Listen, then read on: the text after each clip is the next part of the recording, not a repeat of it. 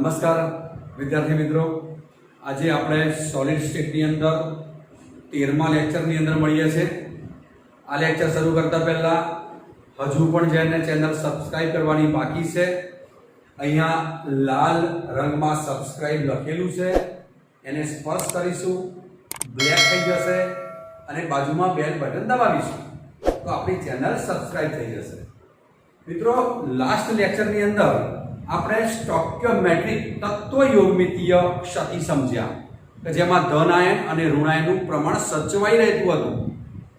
આજે જે સમજવાના છે એ બિન તત્વયોગમિતીય નોન સ્ટોઇકિયોમેટ્રિક કે જેમાં ધન આયન અને ઋણાયનનું પ્રમાણ સચવાશે નહીં પરંતુ વિદ્યુત તટસ્થતા જળવાઈ રહેશે।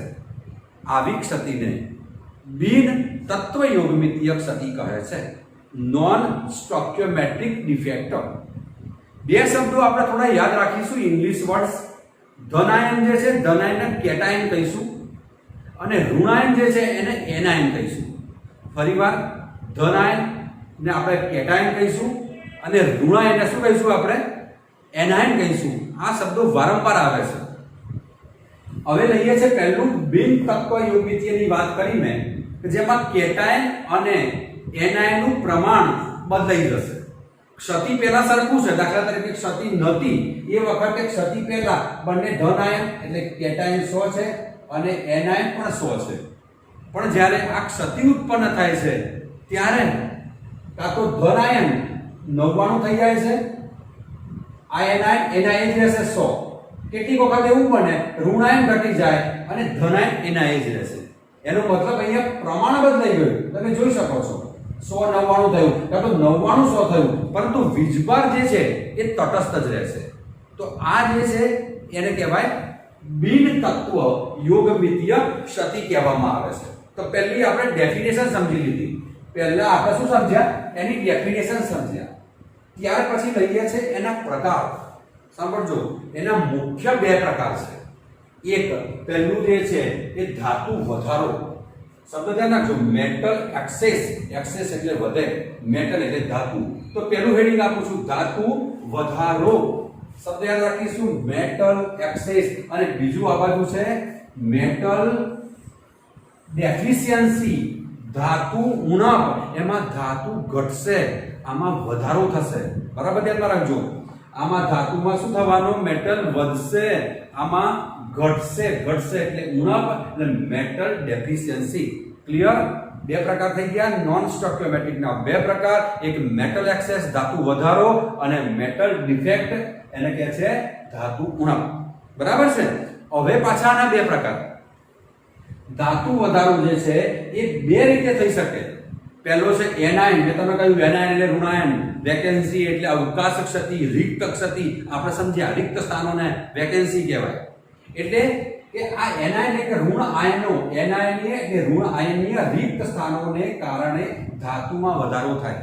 એ બે રીતે વધારો થશે, એક રિક્ત સ્થાનોને કારણે એટલે અવકાશ ક્ષતિને કારણે, અને બીજી સમજ્યા હતા આપણે આંતરાલીય ક્ષતિ। તો આ બાજુ જે સમજવાના છે આઈડિયા, ઇન્ટરસ્ટેશિયલ કેટાયન।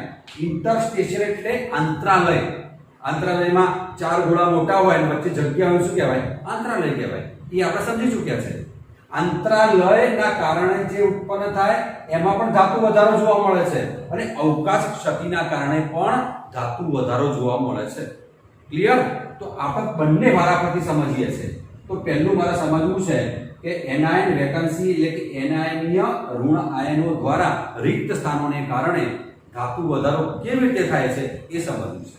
તો પહેલો શબ્દ મિત્રો પરીક્ષાની અંદર, બોર્ડની અંદર વારંવાર પૂછાતા પ્રશ્નો છે, ધાતુ વધારો અને ધાતુ ઉણપ। તો પહેલું કહી શકાય કે NaCl અને KCl જેવા આયોનિક પદાર્થોમાં આ પ્રકારની ખામી જોવા મળે છે। NaCl અને KCl, આપણે જે ઉદાહરણ લીધું છે, આપણે સોડિયમ ક્લોરાઇડનું લીધું છે। કોનું લીધું છે? Sodium chloride.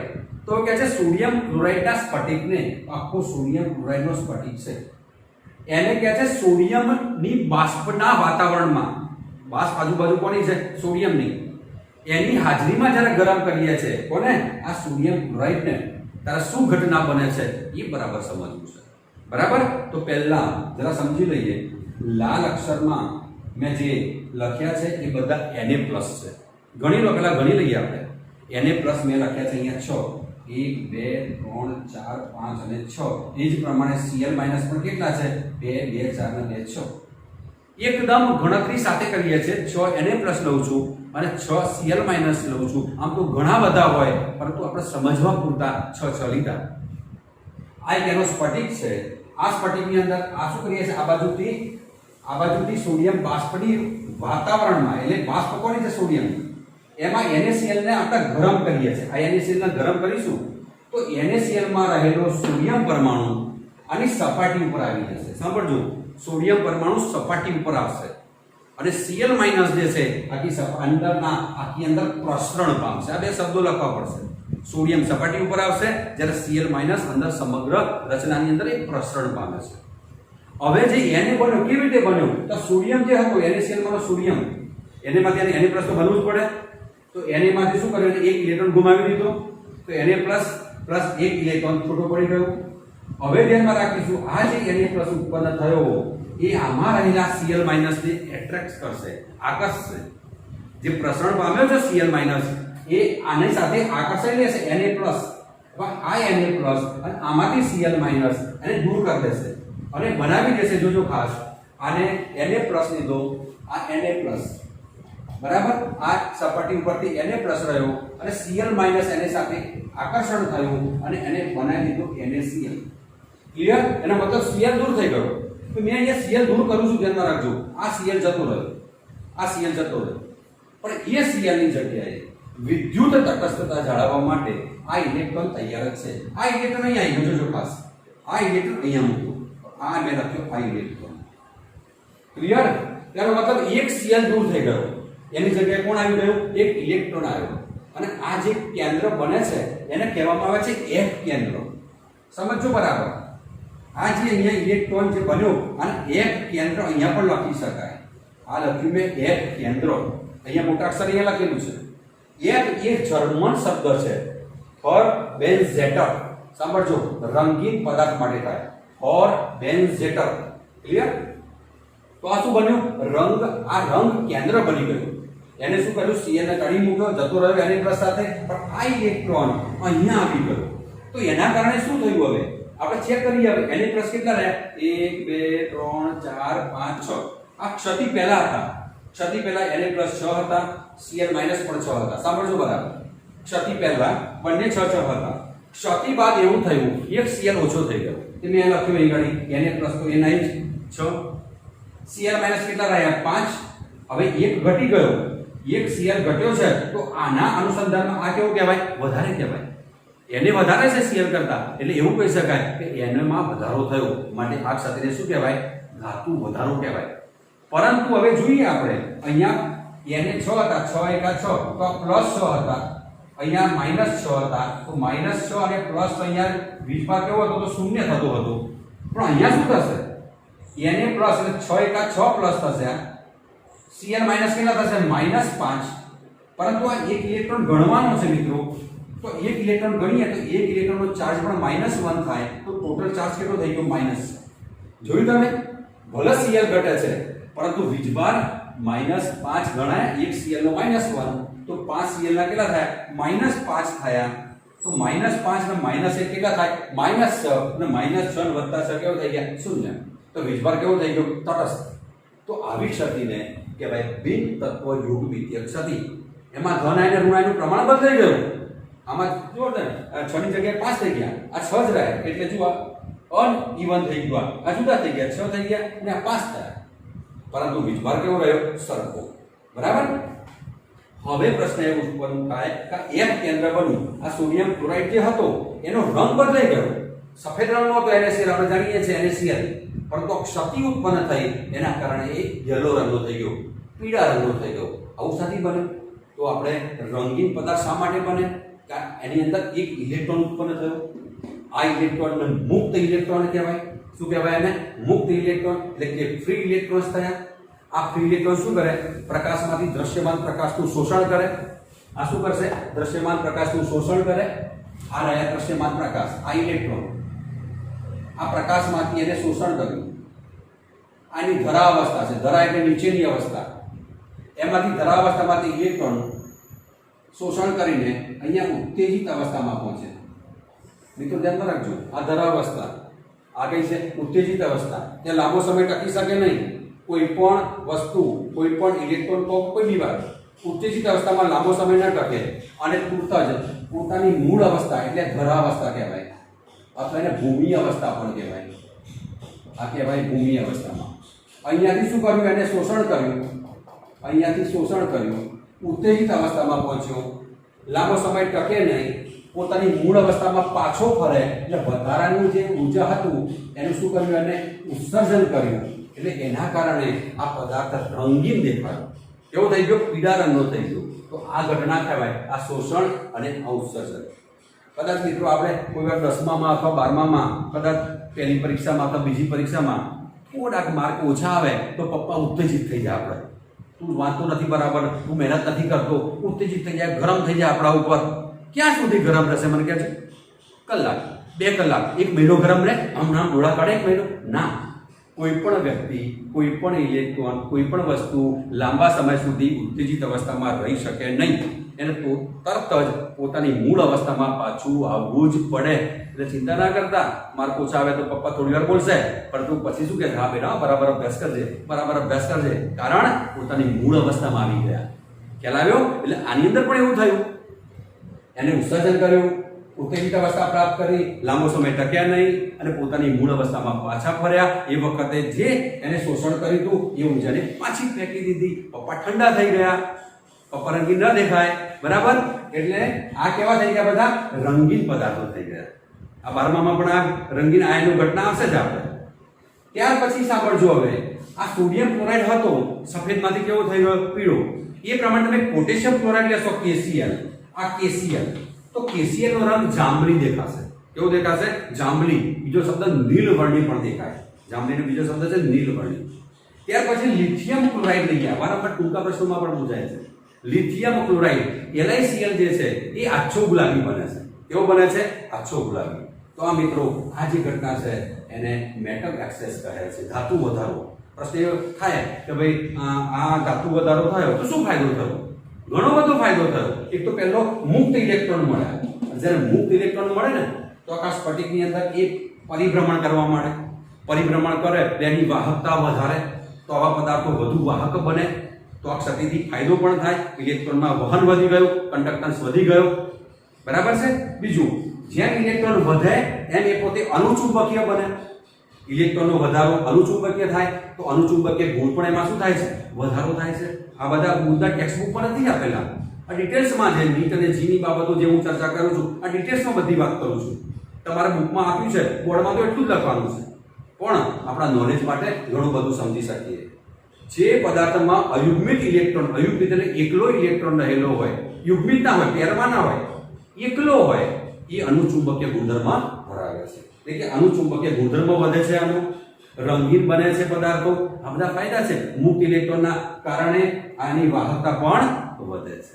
તો આ ક્લિયર થઈ ગયું બધા મિત્રો? આને કહેવાય મેટલ એક્સેસ. બુકમાંથી મસ્ત તૈયાર કરી દઈશું. ઓકે, હવે લઈએ છીએ આપણે બીજી બાબત. એટલે આને હું અહીંયા આ ડિલીટ કરી દઉં છું. બરાબર? ત્યાર પછી આની અંદર બીજી બાબત જે છે કે આ જ વસ્તુ જે છે આંતરાલીય ક્ષતિના કારણે પણ ઉત્પન્ન થઈ શકે. એનું ઉદાહરણ તમારે ઝીંક ઓક્સાઇડનું આપવાનું છે. તો આને અહીંયા આપણે આગળ વધીએ છીએ. એમાં લઈએ છીએ આપણે ઝીંક ઓક્સાઇડ, ZNO. સાંભળજો, આંતરાલીય જગ્યામાં ધન આયન આવે ત્યારે ધાતુ વધારો થાય. એક તો અવકાશ ક્ષતિમાં સમજી લીધું.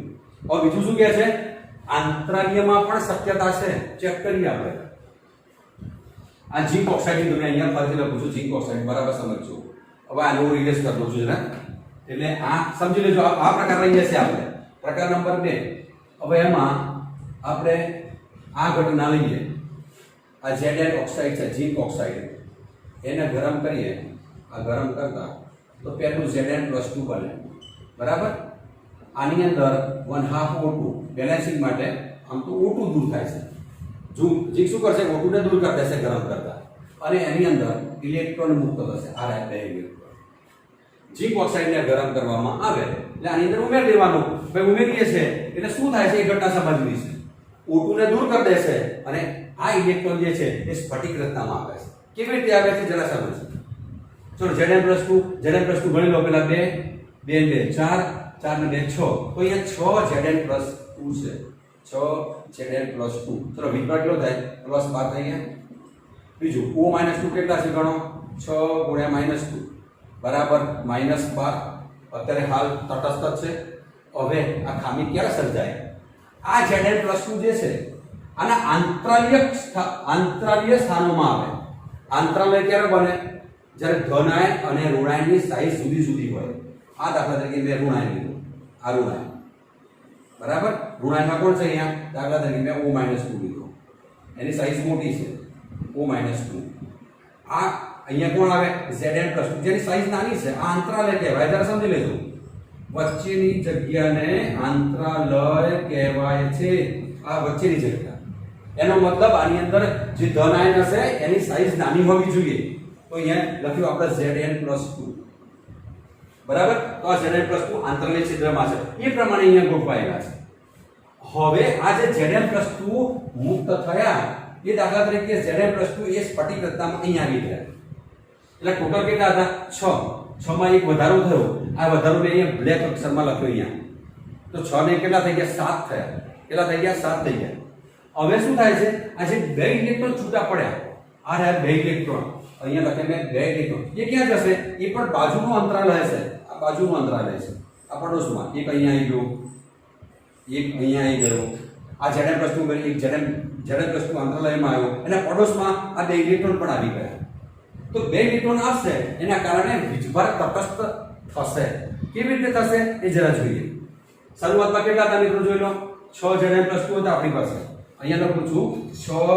અહીંયા લખ્યા છે શરૂઆતમાં 6 Zn+2. પાછો એક ઉમેરાયો એની અંદર. તો કેટલા થઈ ગયા? 7 Zn+2 થયા. તો વીજભાર કેટલો થયો? +14 થયો. બરાબર. હવે O-2 એના એ જ રહ્યા. O-2 6 બરાબર -12 રહ્યા. આમ જોવા જઈએ તો અલગ લાગે છે પણ નહીં. આ ગણવું પડે ને તમારે. આ ઇલેક્ટ્રોન જે આવ્યા આ ઇલેક્ટ્રોનનો વીજભાર ગણવો પડે. કેટલા ઇલેક્ટ્રોન છે? 2 ઇલેક્ટ્રોન. તો -2. તો આ થઈ ગયા -14 થયા અને આ થઈ ગયા +14. તટસ્થ થઈ ગયો. તો આ જે ક્ષતિ જે છે એ આંતરાલ્ય સ્થાનના કારણે ઉદ્ભવે છે. ઝીંક ઓક્સાઇડ જે હતો એ સફેદ રંગનો હતો. આ સફેદ અને અહીંયા જે ક્ષતિ થઈ એના બાદ કેવું બની ગયો આનો રંગ? યલો રંગનો બની ગયો. પીળો રંગ બની ગયો. બુકમાં ફક્ત 3 લીટી આપી છે. સમજવો તો આ પ્રમાણે સમજી શકાય. એમ કહે છે કે આની અંદર પણ મુક્ત ઇલેક્ટ્રોન ઉત્પન્ન થયા. એ વાહકતામાં વધારો કરે. એ ઇલેક્ટ્રોન દ્રશ્યમાન પ્રકાશનું શોષણ કરે. ઉત્તેજિત અવસ્થા પ્રાપ્ત થાય. વધારાની ઉર્જાનું ઉત્સર્જન કરે. માટે પીળો રંગ બતાવે. બરાબર છે. તો એ ઘટના પણ કામ આવી. વાહકતા પણ વધે. તો આ બધા આ ક્ષતિના ફાયદા છે. આમાં એક ઇલેક્ટ્રોન વધે છે એના કારણે સૂત્રમાં જો થોડો ફેરફાર આપેલો છે આપણે એ સૂત્ર થોડું યાદ રાખવાનું છે. એ સૂત્રને અહીંયા લખું છું. અહીંયા આના માટે આંતરાલ્યનું જે સૂત્ર છે કે ઝીંક ઓક્સાઇડ તો આવું લખેલું છે Zn1 + x એટલે કે Zn+2 માં એક વધારો થયો છે. કોના કમ્પેરમાં? O-2 ને દૂર કર્યો છે અને એક Zn+2 વધેલો છે. તો એ સૂત્ર લખેલું છે અંદર Zn+2 Zn1 + x અને O. તો આ એક આટલી બાબત જે છે એ આ થઈ ગઈ ધાતુ વધારાની. ક્લિયર મિત્રો? આ બે બાબતો ક્લિયર થઈ જાય એટલે પછી આપણે કઈ લેવી છે? આપણે ધાતુ ઉણપ લેવી છે. ત્યાં સુધીમાં તમારે આ નોંધ કરવું હોય તો કરી લો. પછી આપણે આગળ વધીએ. મિત્રો હવે આપણે સમજવી છે ધાતુ ઉણપ, મેટલ ડેફિશિયન્સી. એક સમજે આપણે ધાતુ વધારો અને હવે બીજી સમજવા જઈ રહ્યા છે ધાતુ ઉણપ. ઉણપ એટલે ઘટવું, ડેફિશિયન્સી. તો આ ધાતુ ઉણપ સમજતા પહેલા પહેલી એક શરત જરા સમજી લઈએ. જે ધાતુઓની ઓક્સિડેશન અવસ્થા 1 કરતા વધારે હોય, દાખલા કે Fe ની અવસ્થા 2 છે, Fe+2 Fe+3, કોપરની +1 +2 બરાબર, Sn+2 Sn+4. જે ધાતુઓની ઓક્સિડેશન અવસ્થા 1 2 કે તેથી વધુ હોય, એક ના આવી જોઈએ, એકથી વધુ હોય, એવા સંયોજનોમાં આ પ્રકારની ક્ષતિ જોવા મળે છે. આ બરાબર નોંધવા જેવી બાબત. જે ધાતુની ઓક્સિડેશન અવસ્થા અથવા સંયોજકતા કહીએ છીએ આપણે, એકથી વધુ હોય તેવી ધાતુઓમાં આવી ખામી જોવા મળે છે. આજે આપણે ચર્ચા કરવાની છે Fe+2 અને Fe+3 બે અવસ્થા જોવા મળે છે લોખંડની અંદર. આપણે સૂત્ર લીધું છે FeO. સાંભળજો, FeO માં હાલ હું લખું છું Fe+2 અને O-2 છે. Fe+2 એટલે કે આયર્ન ઓક્સાઇડનો એક સ્ફટિક છે. લાલ અક્ષરમાં જે બતાવેલા છે Fe+2 બતાવેલા છે અને વાદળી અક્ષરમાં જે છે એ O-2 છે. ધન આયન Fe+2 છે અને ઋણ આયન કોણ છે મિત્રો? O-2. બંને માપના ગણીને મૂક્યા છે મેં. 6 Fe+2 લીધા છે, ગણી લો. O-2 લીધેલા છે, 6 O-2 લીધેલા છે. વીજભાર જોઈ લો, 6 × +2 +12, 6 × -2 -12. આ ક્ષતિ પહેલાની વાત છે. ખામી પહેલા વીજભાર તટસ્થ છે 12 અને -12. હવે જ્યારે ક્ષતિ ઉત્પન્ન થાય એટલે શું ઉત્પન્ન થાય છે, કેવી રીતે થાય છે એ ઘટના જરા સમજીએ. તો પહેલી બાબત, ક્ષતિમાં શું થાય? તો ભાઈ આની અંદર 6 Fe+2 હતા, એમાંથી 3 Fe+2 ગાયબ થઈ ગયા. સાંભળજો, અદ્રશ્ય થઈ ગયા, સ્ફટિકમાંથી નીકળી ગયા. તો આમાંથી મેં 6 માંથી 3 કાઢી નાખ્યા. 1 2 ને 3 જ બાકી રહ્યા. કઈ જગ્યાએથી કાઢે? તો એક અહીંયાથી ગયો તો મેં ખાલી સ્થાન બતાવ્યું. એક અહીંયાથી ગયો તો મેં ખાલી સ્થાન બતાવ્યું. એક અહીંયાથી ગયો તો મેં ખાલી સ્થાન બતાવ્યું. તો 3 Fe+2 દૂર થયા. એના સ્થાને વિદ્યુત તટસ્થતા જાળવવા માટે 2 Fe+3 ઉમેરાયા. આ શબ્દ બરાબર યાદ રાખજો. Fe+3 નો ઉમેરો કર્યો કારણ કે એની બે અવસ્થાઓ હતી, +2 અને +3. તો આમાંથી 3 દૂર કર્યા.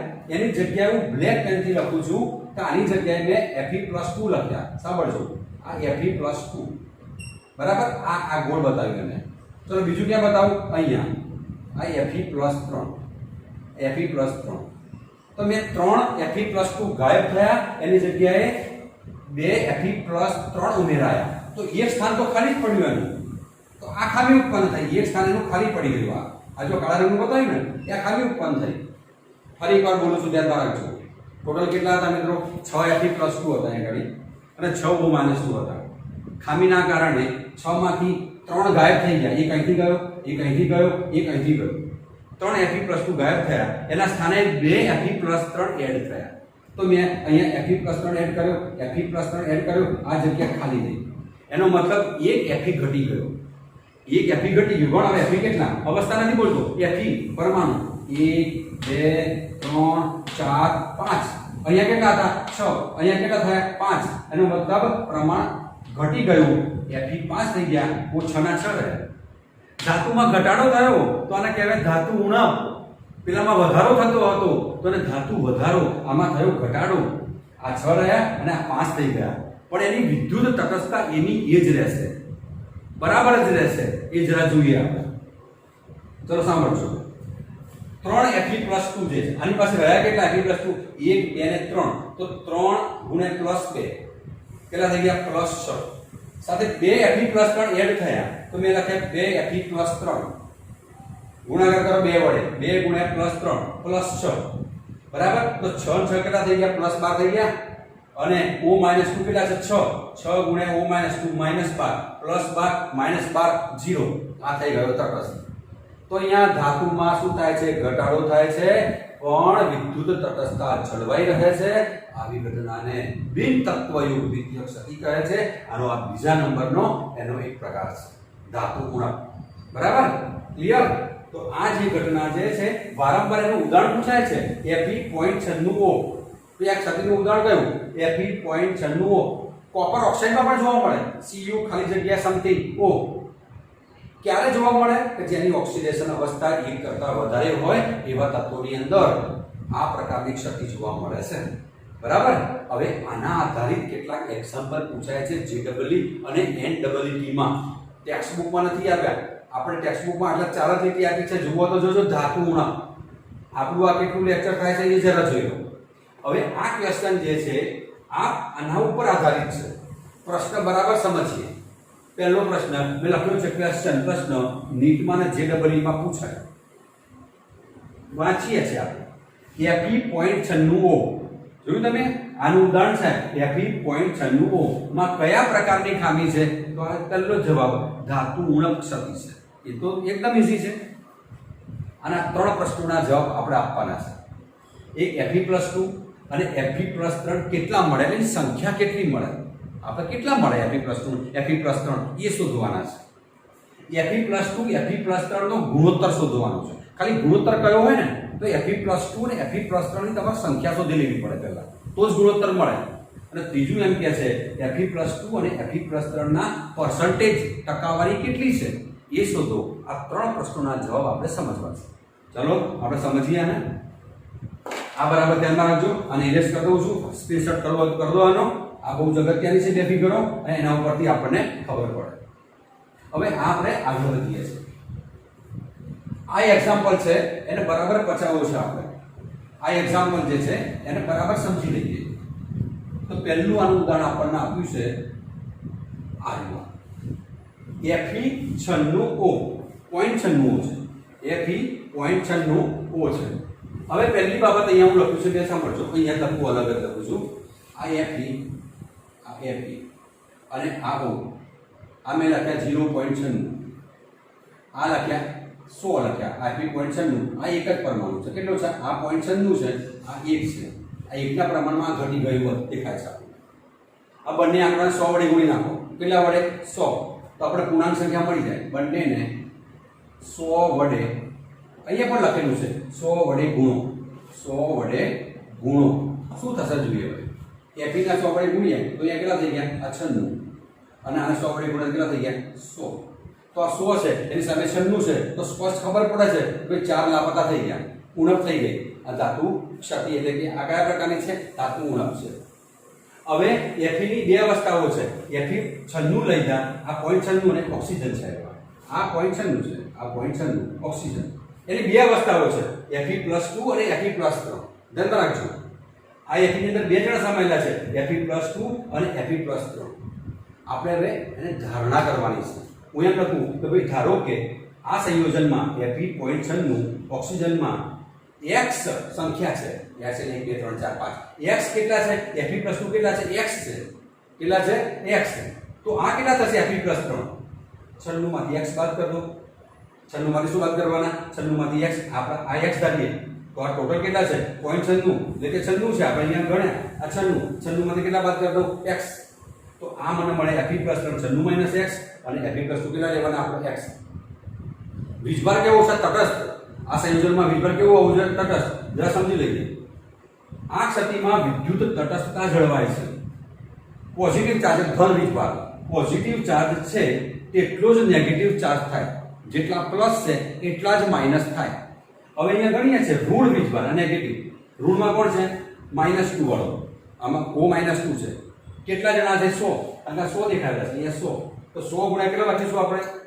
100 ગુણ્યા અમે લખ્યા 100 ગુણ્યા O-2 નો વીજભાર કેટલો? -2. તો અહીંયા લખ્યા -200. આ લખ્યા મેં -200. બરાબર.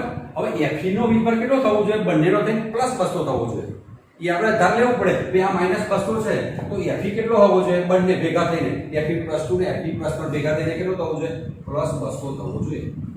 બરાબર. તો આ -200 હોય તો Fe માં બંનેના ભેગા થઈને કેટલા આવવા જોઈએ? +200 હોવા જોઈએ. હવે આપણે જાણીએ છીએ કે ભાઈ આ Fe+2 કેટલા છે? x. સાંભળજો, x એ Fe+2 છે. તો અહીંયા આ Fe+2 આ +2 એનો વીજભાર છે. આ +2 એનો વીજભાર છે. તો મેં પહેલા લખ્યા વીજભાર ગુણ્યા x. તો અહીંયા વીજભાર કેટલો થાય? 2 ગુણ્યા x. તો મેં 2 ગુણ્યા x લખી દીધું. સાંભળજો, 2 ગુણ્યા x. 2 શું છે? એનો વીજભાર. ત્યાર પછી કે છે 3 ગુણ્યા 96 x. 3 શું છે? એનો વીજભાર. Fe નો વીજભાર કેટલો? આ +3. આનો કેટલો વીજભાર? +2. પણ એની સંખ્યા કેટલી? x. તો 2 ગુણ્યા x. આનો વીજભાર કેટલો? +3. પણ એની સંખ્યા કેટલી? 96 x. તો વીજભાર 3 96 x. પણ ટોટલ વીજભાર કેટલો બંનેનો? 200. આ Fe નો પેલાનો -200 છે. આનો કેટલો? તો 200 ને સામે લખજો. ખ્યાલ આવે છે બધાને? સાદું બાકી આપણે 2x 3 ગુણ્યા 96 288. 3 ગુણ્યા -x -3x બરાબર 200. હવે -x 2x તો -3x -x 288 200 પેલ બચાય -288 તો -88 રહેશે. તો x બરાબર કેટલા મળે આપણને? x બરાબર મળશે આપણને 88 મળે. x બરાબર કેટલા મળે? x બરાબર શું મળ્યું? 88. તો બાજુમાં લખું છું x બરાબર આપણને મળ્યા 88. x નું મૂલ્ય ત્યાંથી સાદું આપણે આપ્યું તો અહીંયા આપણને આવું લખ્યું ભાઈ -x બરાબર -88. તો x બરાબર 88. x એ શું છે? ધારું તું x એ fe+2 છે. fe+2 બરાબર કેટલા મળી ગયા મને? નંબર ઓફ fe+2 ઇઝ 88 મળે. તો fe+3 આવડે. તો fe+3 કેટલા હશે? તો fe+3 બરાબર આપણે fe ની સંખ્યા લખી દઈએ. fe+3 બરાબર 96 - x કરીએ. fe+3 બરાબર 96 - x. જોજો આ લખ્યું મેં fe+3 બરાબર 96 - x. 96 માંથી મેં x બાદ કરી દીધા કેટલા? 88. તો 96 માંથી 88 જાય તો 8 મળે. તો fe+3 કેટલા છે મિત્રો? 8 મળ્યા. અને fe+2 કેટલા થયા? 88. બંનેનો સરવાળો કરીશું. 88 + 8 થઈ ગયા 96 બરાબર. આ પ્રમાણે આપણને fe+2 અને fe+3 મળી ગયા. હવે કહે છે બંનેનો ગુણોત્તર શોધો. તો કોનો માંગ્યો છે આને? fe+2 / fe+3. તો બંનેનો ગુણોત્તર લઉં છું. ગુણોત્તર કોનો? બીજો પ્રશ્ન fe+2 અને fe+3. તો fe+2 પહેલા છે તો પહેલા કેટલા છે? fe+2 88. તો 88 ભાગ્યા 8 તો બરાબર 11 * 88. તો 11 ભાગ્યા 1 તેનો ગુણોત્તર 11/1 થયો. કેટલો થઈ ગયો? 8 11. એટલે 8 11 થાય ને. fe+2 કેટલા છે આપણી પાસે? fe+2 આપણને મળ્યા 88. તો 88/8 11/1 8 11 11/1 બરાબર. તો આટલી વસ્તુ આપણને અહીંયા મળી. અહીંયા આ પ્રમાણે આવે 11 11/1 બરાબર.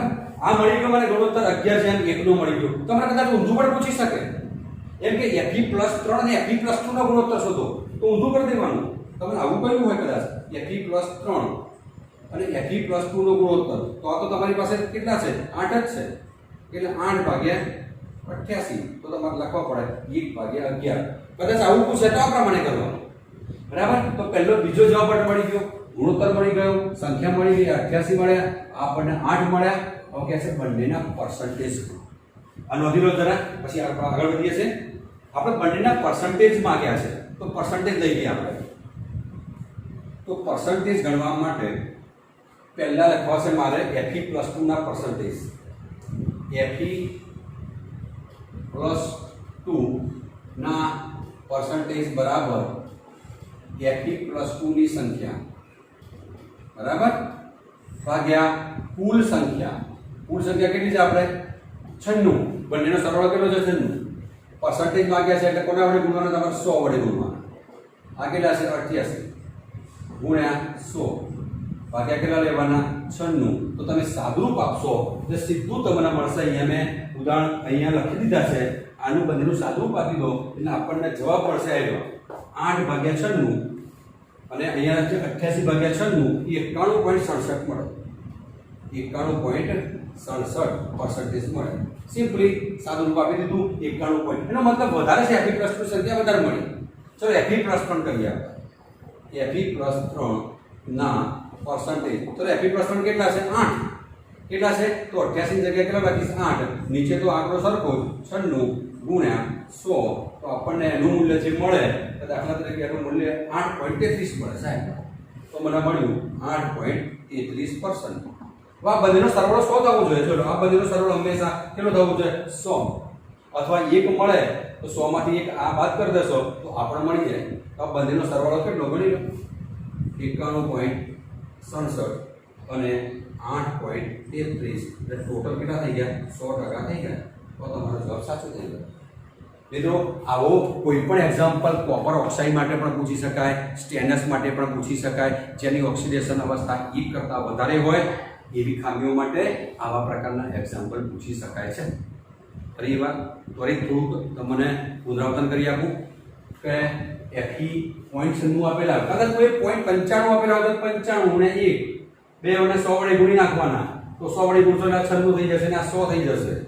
પછી એના ભાગ પાડવાના 0.96 1 અને બે પ્રકાર fe+2 અને fe+3. ધારવાના ભાઈ આ x છે અને આ કેટલા હોય ટોટલ તો 96 છે 96 માંથી x બાદ કરતો v પર કેટલું આનો +2 ગુણ્યા x તો 2x છે v પર +3 ગુણ્યા 96 - x બરાબર v પર 200 છે સાદુરૂપ આપ્યું આપણને સાદુરૂપ આપતા આપણે -x બરાબર -88 થયા x નું મૂલ્ય આપણને મળી ગયું કેટલું મળ્યું 8 x 8 મળે તો 96 - x કરો તો f+3 મળી જાય આપણને x એટલે f+2 પછી તમને f+3 96 માંથી બાદ કરી દેશો તો આ પ્રમાણે બંનેની વેલ્યુ શોધી લીધી બંનેનો ગુણોત્તર શોધી લીધો અને છેલ્લે પર્સન્ટેજ આ પ્રમાણે આપણે શોધી શકીએ છીએ ખ્યાલ આવે બધા મિત્રો તો આ થઈ મુખ્ય એની ખામીઓ તત્વયોગમિતીય બિન તત્વયોગમિતીય આ પૂર્ણ થાય છે હવે આવતીકાલે આનાથી આગળ વધીશું ઓકે થેન્ક યુ બાય